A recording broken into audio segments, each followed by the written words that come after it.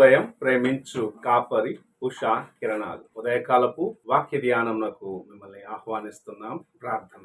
మహాగణుడ గొప్ప దేవ, ఈ ఉదయకాల సమయానికై వందనములు స్తోత్రములు చెల్లించుకుంటున్నాం. తండ్రి, మమ్మల్ని ప్రేమించి మరి యొక్క దినమును అనుగ్రహించి ఉన్నావు. ఈ దినము నాయన మాకు ఆశీర్వాదకరముగా చేయము. నీ యొక్క వాక్యము చేత నన్ను మమ్మల్ని బలపరచమని వేడుకుంటున్నాం. తండ్రి, నీ వాక్యము మా యొక్క వినికిడిలో ఆశీర్వదించి నీ యొక్క నాయన కార్యములు మాకు భద్రపరిచి అనుగ్రహించమని యేసు పరిశుద్ధ నామమున అడిగి వేడుకుంటున్నాను పరమ తండ్రి, ఆమేన్. ఈ ఉదయకాలపు వాక్య భాగము కీర్తనల గ్రంథము 71వ కీర్తన మొదటి 4 వాక్యములను చదువుకుందాం.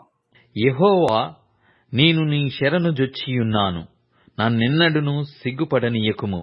నీ నీతిని బట్టి నన్ను తప్పింపుము, నన్ను విడిపింపుము. నీ చెవియొగ్గి నన్ను రక్షింపుము. నేను నిత్యము చొచ్చునట్లు నాకు ఆశ్రయదుర్గముగా ఉండుము. నా శైలము, నా దుర్గము నీవే. నీవు నన్ను రక్షింప నిశ్చయించియున్నావు. నా దేవా, భక్తిహీనుల చేతిలో నుండి నన్ను రక్షింపుము. కీడు చేయువారి పట్టులో నుండి, బలత్కారుని పట్టులో నుండి నన్ను విడిపింపుము. కీర్తనకారుడైన దావీదు దేవుని సన్నిధిలో చేయుచున్న ప్రార్థనను ఇక్కడ మనము చూడగలము. యెహోవా, నేను నీ శరణు జొచ్చి ఉన్నాను అని చెప్పటం చూడగలం. ఈ దినము ఎంతమంది దేవుని సన్నిధికి వెళ్ళి, ప్రభువా నీవే నా యొక్క ఆశ్రయము అని చెప్పగలుగుచు ఉన్నాము. ఒక సమస్య వచ్చినప్పుడు ఎవరి యొద్దకు మనం వెళ్తున్నాము అని పరీక్షించుకోవాలి. ఈ లోకంలో మనకు సహాయము చేసేవారు మొదటిగా జ్ఞాపకానికి వస్తున్నారా, లేక దేవుని సన్నిధికి వెళ్ళి నేను ప్రార్థన చేసి ఆయన యొక్క సహాయమును కోరుకుంటాను అని నీవు దేవుని సన్నిధిలో నీ హృదయాన్ని నిలిచి ఉంచేదానికి సిద్ధపడుతున్నావా?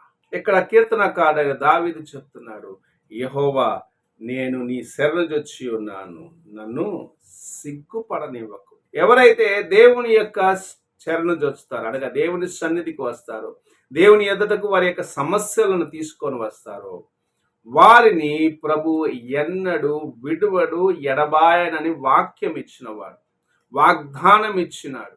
నేను నిన్ను నా అరిచేతిలో చెక్కుకొని ఉన్నాను. కోడి తన పిల్లను ఎలాగైతే తన రెక్కల కింద కాపాడుతుందో అలాగూ నిన్ను కాపాడుతున్నానని వాక్యమును మనకు ఆధారము చేసి వాగ్దానముగా ఇచ్చి ఉన్నాడు.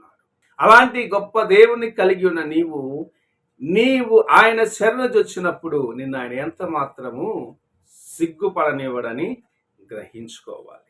ఆయన నీ మొరను ఆలకించేవాడిగాను, నిన్ను విమోచించేవాడిగాను ఉన్నాడని నీవు గ్రహించుకున్నట్లయితే నీవు ఇతరులను ఆశ్రయించేదానికన్నా దేవునికి సమీపముగా రావటానికి ఆశ కలిగి ఉంటావు.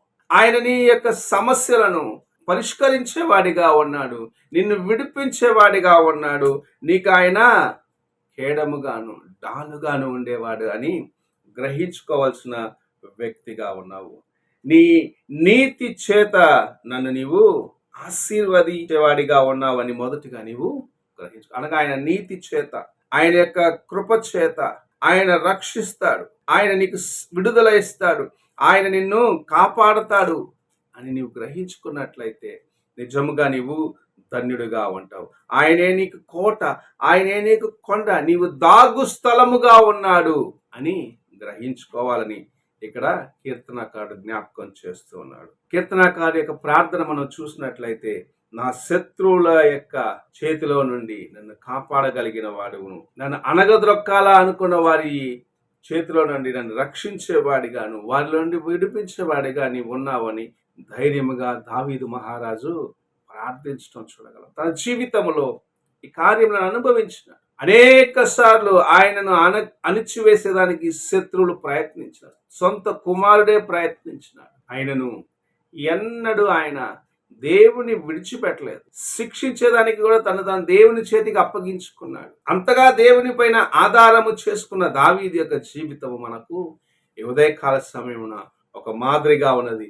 ఆయన చేసిన ప్రార్థన మనకందరికీ ఒక మంచి మూల పాఠముగా ఉంది. నీవు నేను యెహోవా యొక్క శరణు జొచ్చి ఆయన యొక్క పాదముల చెంతకు వచ్చి మోకరించి, ప్రభువా నా శత్రువులు నా పైన జయము పొందకున్నట్లుగా నన్ను కాపాడుము అని చెప్పగలిగినట్లయితే నిజముగా ప్రేమామయుడైన ప్రభు నీ జీవితాన్ని మార్చుతాడు, నిన్ను ఆశీర్వదిస్తాడు, నేను తన కౌగిట్లో చేర్చుకుంటాడు, నిన్ను భద్రపరుస్తాడు, నీకు క్షేమం అనుగ్రహిస్తాడు. నీ జీవితమును అనేకుల మధ్యలో ఒక మంచి ఉన్నతమైన మెట్టుకు హెచ్చించి నిన్ను స్థిరపరుస్తాడని ప్రభు వాగ్దానము చేయించున్నారు.